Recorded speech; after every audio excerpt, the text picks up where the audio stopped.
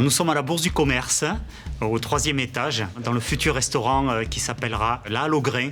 Pourquoi La Halle aux Grains? Tout simplement, c'est pour faire référence à l'histoire du lieu, à ces échanges commerciaux qui ont pris place ici. Nous sommes dans un lieu encore préservé, puisqu'on attend l'ouverture officielle pour faire découvrir ce lieu magique aux Parisiens, mais aussi au plus grand nombre. Mais dans l'assiette, on va avoir une cuisine qui touche à l'essentiel, celle qui a toujours habité la famille Braz à l'Aïol. C'est-à-dire on n'est pas dans la floriture, on est dans vraiment la justesse des mets.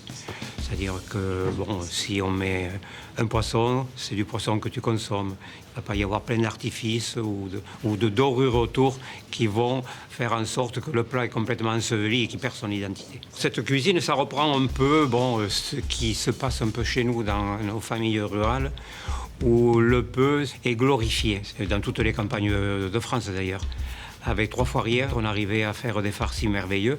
Et c'est ça, c'est cette cuisine du rien et qui est d'une élégance folle. D'où viennent ces graines et pourquoi le thème des graines? Quand ce projet nous a été présenté, on a été séduit par l'histoire du lieu.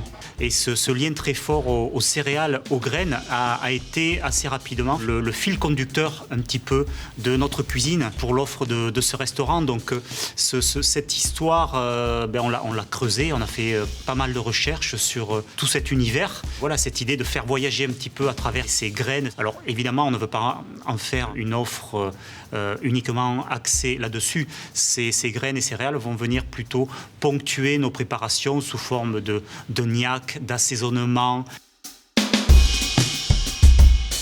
Alors les graines, il faut savoir que c'est dans mon ADN depuis toujours. Avec mon épouse, on a beaucoup voyagé et nos voyages étaient construits autour du marché, avec les hommes et les femmes qui animaient le marché.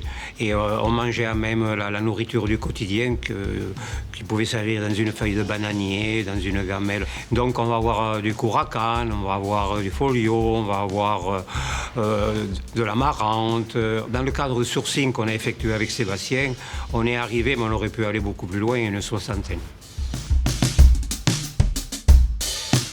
Aliments modestes, certes, mais qui font résonance au fil conducteur de ma création à l'Aïol. Et quand il a fallu créer un univers culinaire autour de notre aubrac, il a fallu valoriser des produits, des ressources qui a priori n'avaient pas de grande vocation gastronomique. Mais justement, je crois qu'on dit parfois que plus les moyens sont limités, plus l'expression est forte. On n'est pas sur du homard ou des choses très luxueuses, mais pour autant, c'est un petit peu notre fil d'Ariane et justement cette envie d'aller plus loin que les a priori que l'on peut avoir sur ce type de produit. Le couracan, elle a été un peu compliquée à travailler parce qu'on n'arrivait pas à la souffler dans l'assiette.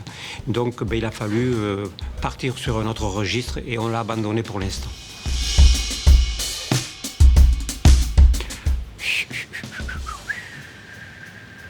Non, il y a des choses assez étonnantes sur l'aubrac. C'est la graine de frêne ou autre.